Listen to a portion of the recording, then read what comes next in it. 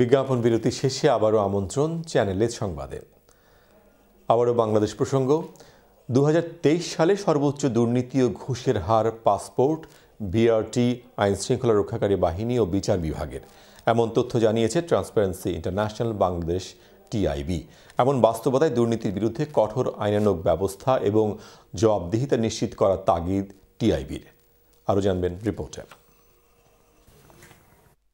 স্বাস্থ্য, স্থানীয় সরকার, শিক্ষা, ব্যাংকিং ও বিদ্যুৎ খাত সহ সেবা খাতে দুর্নীতির ব্যাপকতা ও গভীরতা পরিমাপে দশমবারের মতো খানা জরিপ প্রকাশ করল ট্রান্সপারেন্সি ইন্টারন্যাশনাল বাংলাদেশ টিআইবি।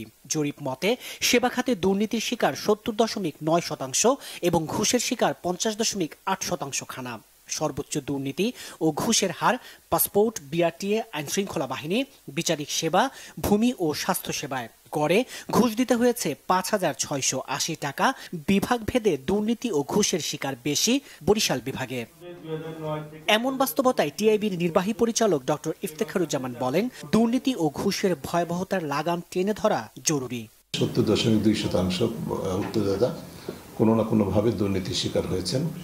যারা ঘুষ দিতে বাধ্য হয়েছেন তাদের ৭৭.২%-এর মতে ঘুষ না দিলে সেবা খাতে দুর্নীতি শিকার হতে, ঘুষ না দিলে সেবা খাতে সেবা পাওয়া যায় না, কাজেই তারা ঘুষ দিতে বাধ্য হয়েছেন। 2009 থেকে 2024 পর্যন্ত, 24শে এপ্রিল পর্যন্ত সেবা খাতে যে দুর্নীতি হয়েছে, ঘুষ লেনদেন হয়েছে বা সেবা গ্রহীতারা যে অর্থ ঘুষ হিসাবে দিতে বাধ্য হয়েছেন তার পরিমাণ হয়েছে, প্রাক্কলিত পরিমাণ ১,৪৬,২৫২ কোটি টাকা। এর সমাধান কোথায়? এমন প্রশ্নের জবাবে ডক্টর ইফতেখারুজ্জামান বলেন, দুর্নীতি দমনের ঘোষণা এলেও এর প্রয়োগ হয় না। জবাবদিহিতা ও সচেতনতা বাড়ানোর তাগিদ তার। দুর্নীতি যারা করেন তাদেরকে জবাবদিহিতা আনতে হবে, নজরদারি বাড়াতে হবে, তাহলেই দুর্নীতি নিয়ন্ত্রণ করা যাবে। এবং সেই সুযোগ সৃষ্টি হয়েছে এখন অন্তর্বর্তীকালীন সরকার অনেক রক্তের বিনিময়ে অর্জিত যে নতুন বাংলাদেশের সম্ভাবনা নিয়ে কাজ করছে। আমরা আশা করব যে এই মেয়াদে অন্তত পক্ষে একটা ট্রেন্ড যদি স্থাপন করা যায়, দৃষ্টান্ত স্থাপন করা যায়, যেগুলো কিছু কিছু উদ্যোগ নেওয়া হচ্ছে, আমরা সেই ব্যাপারে আশাবাদী হতে চাই। কতটুকু স্থায়ী হবে, কতটুকু নির্বাচনের পর সেটি অব্যাহত থাকবে সেটা দেখার বিষয়। কিন্তু এই মেয়াদে যদি, অন্তর্বর্তীকালীন সরকারের মেয়াদে যদি দৃষ্টান্ত স্থাপন করা যায় এবং ধরনের প্রাতিষ্ঠানিকতার দিকে অগ্রগতি অর্জন করা যায়, তাহলে সেটা নিয়ন্ত্রণ করা সম্ভব বলে আমরা আশা করি। দুর্নীতি বিরোধী আন্দোলন জোরদারেরও পরামর্শ টিআইবির।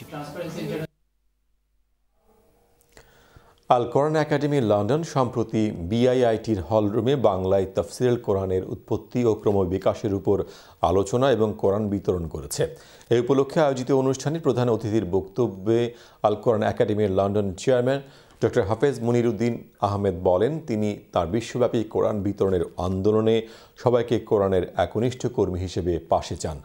অধ্যক্ষ মোহাম্মদ আব্দুস সামাদের সভাপতিত্বে ও ডক্টর সৈয়দ শহীদ আহমেদের সঞ্চালনায় অনুষ্ঠানের বক্তব্য রাখেন অবসরপ্রাপ্ত কর্নেল ও জাতীয় নিরাপত্তা বিশ্লেষক আশরাফ আল দিন, ইসলামিক ইউনিভার্সিটি অফ টেকনোলজির অধ্যাপক ডক্টর শামসুদ্দিন আহমেদ, নর্দার্ন ইউনিভার্সিটির বাংলাদেশের ইংরেজি বিভাগের প্রধান Mohammad Jasimuddin, Santa Mariam University of creative টেকনোলজির ডক্টর খান শরীফুজ্জামান ও উত্তরা মডেল স্কুল অ্যান্ড কলেজের অধ্যক্ষ মোহাম্মদ মঞ্জুরুল হক। বিএনপির জাতীয় নির্বাহী কমিটির যুব বিষয়ক সম্পাদক মীর নেওয়াজ আলী নেওয়াজ বলেছেন, ৫ আগস্টের মতো ঐক্যবদ্ধভাবে সকল ষড়যন্ত্র মোকাবেলা করতে হবে। গোলাপগঞ্জ উপজেলার বুধবাড়ি বাজার ইউনিয়নের বহরগ্রামে যুক্তরাজ্যের যুবদলের সভাপতি দেওয়ান আব্দুল বাসিতের আয়োজনে বিএনপির চেয়ারপারসন বেগম খালেদা জিয়া ও ভারপ্রাপ্ত চেয়ারম্যান তারেক রহমানের সুস্বাস্থ্য দীর্ঘায়ু কামনায় দোয়া মাহফিলে তিনি কথা বলেন। অনুষ্ঠানে বক্তব্য রাখেন বিএনপির ভারপ্রাপ্ত চেয়ারম্যান তারেক রহমানের উপদেষ্টা ব্যারিস্টার এম এ সালাম, ফরেন অ্যাডভাইজরি কমিটির সদস্য ওহিদ আহমেদ, বিএনপির জাতীয় নির্বাহী কমিটির সদস্য আবুল কাহির চৌধুরী শামীম, সিলেট জেলা বিএনপির সাধারণ সম্পাদক অ্যাডভোকেট ইমরান আহমেদ চৌধুরী। কমিউনিটি প্রসঙ্গ। নিরাপদ সড়ক চাই আন্দোলনের ৩১তম প্রতিষ্ঠা বার্ষিকী ও যুক্তরাজ্যের নবনির্বাচিত কমিটির অভিষেক অনুষ্ঠিত হয়েছে মঙ্গলবার পূর্ব লন্ডনের একটি হলে। এ উপলক্ষে আলোচনা সভা ও সাংস্কৃতিক অনুষ্ঠানের আয়োজন করা হয়। নিরাপদ সড়ক চাই যুক্তরাজ্যের সভাপতি আব্দুল হেলাল চৌধুরী সেলিমের সভাপতিত্বে ও সাধারণ সম্পাদক সোহেল আহমেদের পরিচালনায় অনুষ্ঠানের প্রধান অতিথি হিসেবে ভার্চুয়ালি বক্তব্য রাখেন নিরাপদ সড়ক চাই যুক্তরাজ্যের প্রধান উপদেষ্টা আনোয়ারুজ্জামান চৌধুরী। বিশেষ অতিথি হিসেবে বক্তব্য রাখেন নিরাপদ সড়ক চাই যুক্তরাজ্যের উপদেষ্টা আব্দুল আহাদ চৌধুরী। অনুষ্ঠানে অতিথি হিসেবে উপস্থিত ছিলেন অ্যাডভোকেট মুজিবুল হক মনি, কাউন্সিলর ইমরান চৌধুরী, উর্মি মাজহার, আনসার মিয়া, জামাল আহমেদ খান, আরিফুল ইসলাম। সাংস্কৃতিক অনুষ্ঠানে নাটিকা পরিবেশন করেন জনপ্রিয় তারেক রাসেল ও তার দল। সঙ্গীত পরিবেশন করেন কণ্ঠশিল্পী শুকুর আহমেদ, শাহনাজ সুমি ও লাবণী বড়ুয়া। পঞ্চমবারের মতো অনুষ্ঠিত হল জয় বাংলা উৎসব ও প্রবাসী মুক্তিযুদ্ধের সংগঠকদের সম্মাননা 2024। ইয়থ গ্লোবাল ফাউন্ডেশন ইউকের উদ্যোগে ওল্ডহ্যামের ইস্টার্ন প্যাভিলিয়ন হলে আয়োজিত হয় সম্মাননা অনুষ্ঠান। 1971 সালের মহান মুক্তিযুদ্ধে প্রবাস থেকে যারা স্বাধীনতা যুদ্ধে সহায়তা করেছেন, বিশেষ করে বাংলাদেশের পক্ষে জনমত গড়তে বিভিন্ন সভা সমিতিতে যোগ দিয়েছেন, শ্রম দিয়েছেন, অর্থ দিয়ে সহায়তা করেছেন, তাদেরকে সম্মান জানানো হয়। ফেরদৌসী শম্পার সঞ্চালনায় স্বাগত বক্তব্য রাখেন সংগঠনের প্রেসিডেন্ট সৈয়দ সাদেক আহমেদ। প্রধান অতিথি ছিলেন যুক্তরাজ্য আওয়ামী লীগের যুগ্ম সম্পাদক ও সিলেট সিটি কর্পোরেশনের সাবেক মেয়র আনোয়ারুজ্জামান চৌধুরী। বক্তব্য রাখেন কাউন্সিলর আজিদুর রহমান সহ নর্থ ইংল্যান্ডের বিভিন্ন শহর থেকে আগত বিভিন্ন সংগঠনের নেতৃবৃন্দ।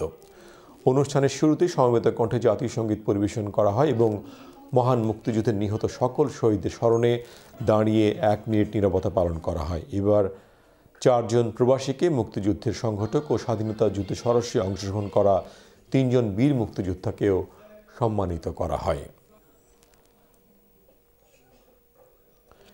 বিএনপির কেন্দ্রীয় নির্বাহী কমিটির সদস্য কানাডা বিএনপির সাবেক সভাপতি ফয়সাল আহমেদ চৌধুরীর সাথে মত বিনিময় করেছে মৌলভীবাজার জেলা জাতীয়তাবাদী ফোরাম যুক্তরাজ্য। মঙ্গলবার সেন্ট্রাল লন্ডনের একটি রেস্টুরেন্টে মৌলভীবাজার জেলা জাতীয়তাবাদী ফোরাম যুক্তরাজ্যের সভাপতি শাহ সাইফুল আক্তার লিখনের সভাপতিত্বে এবং রাসেল খান ও আব্দুল জলিল চৌধুরী খোকনের যৌথ পরিচালনায় অনুষ্ঠানে প্রধান অতিথি ছিলেন যুক্তরাজ্য স্বেচ্ছাসেবক দলের সভাপতি নাসির আহমেদ শাহিন।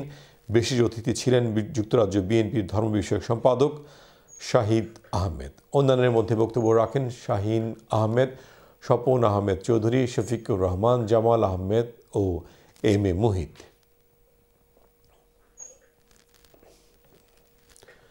ইন্দোনেশিয়া এবং অস্ট্রেলিয়ার মধ্যবর্তী ভারত মহাসাগরে অবস্থিত 1975 সালে অস্ট্রেলিয়ার কাছ থেকে স্বাধীনতা পাওয়া দ্বীপরাষ্ট্র পাপুয়া নিউ গিনিতে ইদানিং ব্যবসা ও কাজের সন্ধানে প্রচুর বাংলাদেশিদের সমাগম ঘটেছে।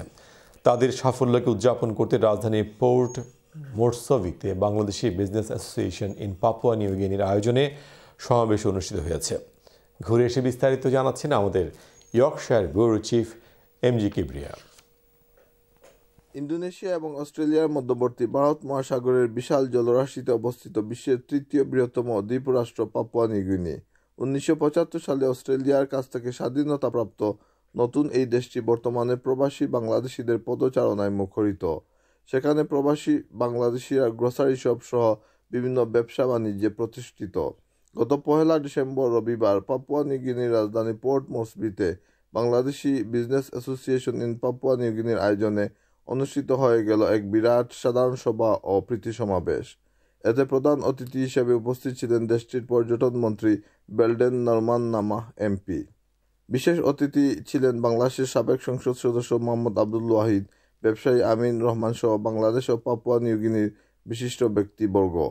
Bangladeshi business association in Papua New গিনির সভাপতি গিয়াসউদ্দিন ভুইয়ার সভাপতিত্বে এবং সাধারণ সম্পাদক মোহাম্মদ হেলালুর রহমানের পরিচালনায় অনুষ্ঠিত সমাবেশে বিপুল সংখ্যক বাংলাদেশি অংশগ্রহণ করেন।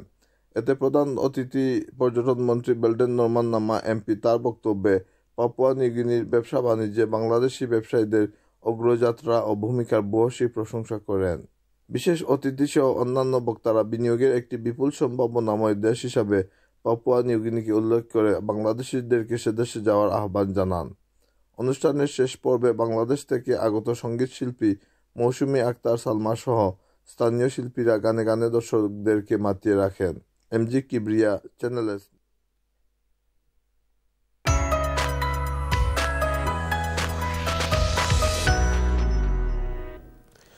অনূর্ধ্ব 19 এশিয়া কাপের ম্যাচে মঙ্গলবার বাংলাদেশকে 7 রানে হারিয়ে গ্রুপ চ্যাম্পিয়ন হয়েছে শ্রীলঙ্কা।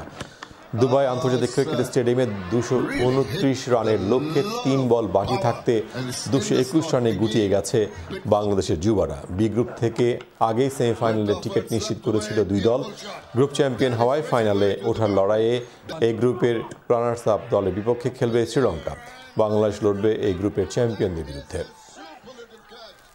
এক প্রান্তে আগলে রেখে বাংলাদেশের জয়ের আশা জিইয়ে রেখেছিলেন কালাম সিদ্দিকী, কিন্তু 95 রান করে এই ওপেনারের বিদায়ের পর আর পথ খুঁজে পায়নি আজিজুল হাকিমের নেতৃত্বাধীন বাংলাদেশ দল।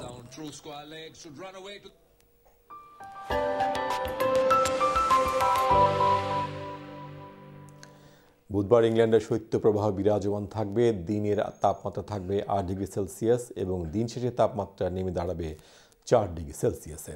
ওয়েলসে শৈত্যপ্রবাহ থাকবে। দিনের তাপমাত্রা থাকবে 10 ডিগ্রি এবং দিন শেষে তাপমাত্রা নেমে দাঁড়াবে 4 ডিগ্রি সেলসিয়াসে। স্কটল্যান্ডেও থাকবে শৈত্যপ্রবাহ। দিনের তাপমাত্রা থাকবে 7 ডিগ্রি এবং দিন শেষে তাপমাত্রা নেমে দাঁড়াবে 3 ডিগ্রি সেলসিয়াসে। নর্দার্ন আয়ারল্যান্ডে দিনের তাপমাত্রা থাকবে 10 ডিগ্রি এবং দিন শেষে তাপমাত্রা নেমে দাঁড়াবে 2 ডিগ্রি সেলসিয়াসে। এবার দেখেন ব্রিটেন সহ বিশ্বের বিভিন্ন দেশের গুরুত্বপূর্ণ কয়েকটি শহরের বুধবারের সম্ভাব্য তাপমাত্রা।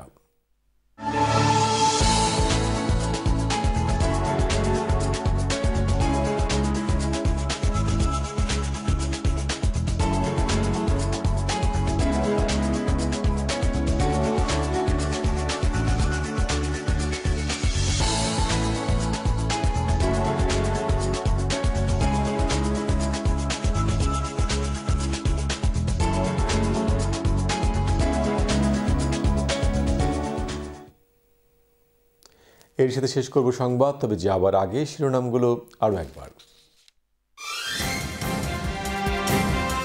একক কোনো পক্ষ নয়, ইউরোপীয় ইউনিয়ন এবং যুক্তরাষ্ট্রের সাথে সুসম্পর্ক বজায় রাখবে ব্রিটেন, বলেন প্রধানমন্ত্রী স্যার কিয়ার স্টারমার। বাংলাদেশে ভ্রমণ সতর্কতা হালনাগাদ করেছে ব্রিটেন, পার্বত্য জেলা ভ্রমণে সতর্কতা অবলম্বনের পরামর্শ। দক্ষিণ কোরিয়ায় সামরিক আইন জারি করলেন প্রেসিডেন্ট ইয়ন সুক ইয়োল। এবং ভারতীয় হাইকমিশনার প্রণয় ভার্মাকে তলব করে আগরতলায় বাংলাদেশের সহকারী হাইকমিশনে হামলার প্রতিবাদ জানাল পররাষ্ট্র মন্ত্রণালয়।